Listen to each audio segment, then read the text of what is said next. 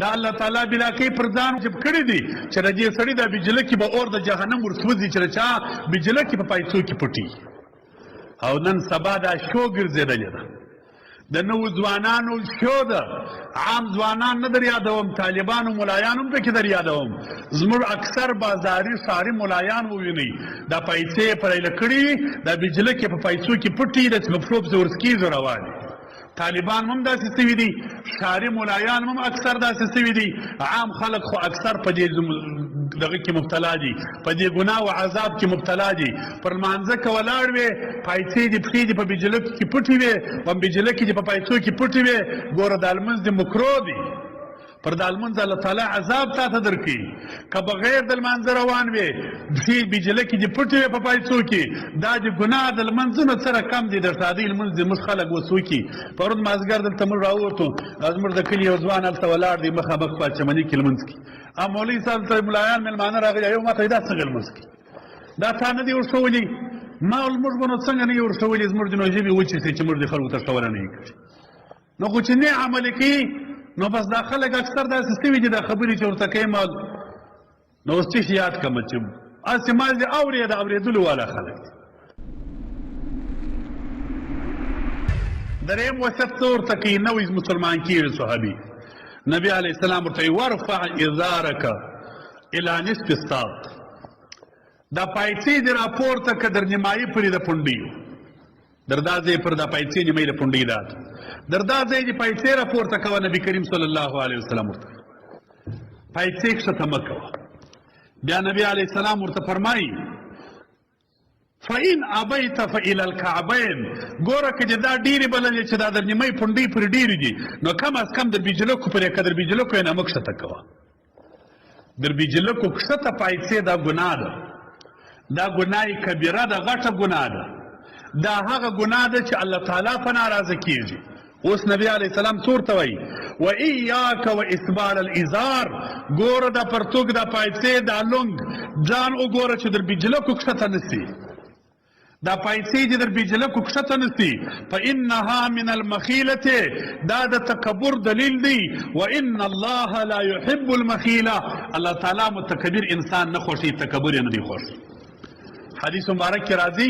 رب لا یزال اور ته د جهنم چې ورچي د الله چې بد ځنې کېږي درې کسان یوه حدیث کې راځي یو سړی دغه دی چې د الله بد ځنې کېږي چې پیسې در بیجلکو ښکتي دا د رب ډېر ناخوښه دی دا الله تعالی بلا کوي پر ځان واجب کړی دي چې د دې سړي د بجله کې به اور د جهنم ورسوځي چې چا بجله کې په پیسو کې پټي او نن سبا دا شو ګرځېدلې ده د نوو ځوانانو شو ده عام ځوانان نه در یادوم طالبانو ملایان هم پکې در یادوم زموږ اکثر بازاري ښاري ملایان ووینئ دا پیسې یې پرېله کړي دا بجله کې په پیسو کې پټي د پښو پسې ورسکېږي روان دي طالبان هم داسې سوي دي ښاري ملایان هم اکثر داسې سوي دي عام خلک خو اکثر په دې دغه کې مبتلا دي په دې ګناه او عذاب کې مبتلا دي پر لمانځه که ولاړ وې پیسې دې پښې دې په بجله کې پټې وې په بجله کې دې په پیسو کې پټې وې ګوره دا لمونځ دې مکرو دي پر دا لمونځ الله تعالی عذاب تا ته درکوي که بغیر د لمانځه روان وې پښې بجله کې دې پټې وې په پیسو کې دا دې ګناه د لمونځونو سره کم دي در ساده لمونځ دې موږ خلک وسوکي پرون مازدیګر دلته موږ راووتو زموږ د کلي یو ځوان هلته ولاړ دی مخامخ په چمني کې لمونځ کوي مولوي صاحب ته ملایان مېلمانه راغلي یو ماته دا څنګه لمونځ کوي دا تا نه دي ورښولي ما ویل موږ به نو څنګه نه یې ورښولي زموږ د نو ژبې وچې سي چې موږ د خلکو ته ښوونه نه یې کړي نو خو چې نه عملي کوي نو بس دا خلک اکثر داسې سوي دي دا خبرې چې ورته کوي ما نو اوس څه شي یاد کړمه چې هسې ما دې اورې د اورېدلو والا خلک دي نه رکوع سته نه سجده سته نه سر راپورته کېدل سته خوشحالي د کوره راووځي وایي ځمه لمونځ کومه په دې لمانځه دې لاس نه تورېږي سپینېږي په دې لمانځه دې نور مخ تورېږي لمونځ به پر خپله طریقه کوې په لمونځ کې به دې رکوع معلوموي په لمونځ کې به دې سجده معلوموي د هر یوه په مابینځ کې به جلاوالی وي فصل وي په اطمینان په قراره به وي شاوخوا به ګورې نه پیسې به دې راپورته کړي پر پاکه مځکه به ولاړ یې دا کم ستا لمانځه ته خدای ضرورت نه لري د الله تعالی ستا لمانځه ته ضرورت نشته، ته د خدای و رحمت ته ضرورت لرې. نو چې ته د خدای و رحمت ته ضرورت لرې، د الله تعالی ضرورت نشته. ته چې ودرېږې پر لمانځه باندې، په دې پوه شه د الله رسول صلی الله علیه وسلم وایي تا ته د الله تعالی د رحمت داسې مخامخ ولاړ دی. اوس ته داسې لمونځ وکړه چې ته خدای وینې، څه رقم لمونځ وکړې. لمونځونه سم کړي، د خدای په لحاظ د ځوانانو ته وایم ګډ وډ لمونځونه مه کوئ. رکوع برابرې کړي، سجدې برابرې کړي، پیسې راپورته کوي،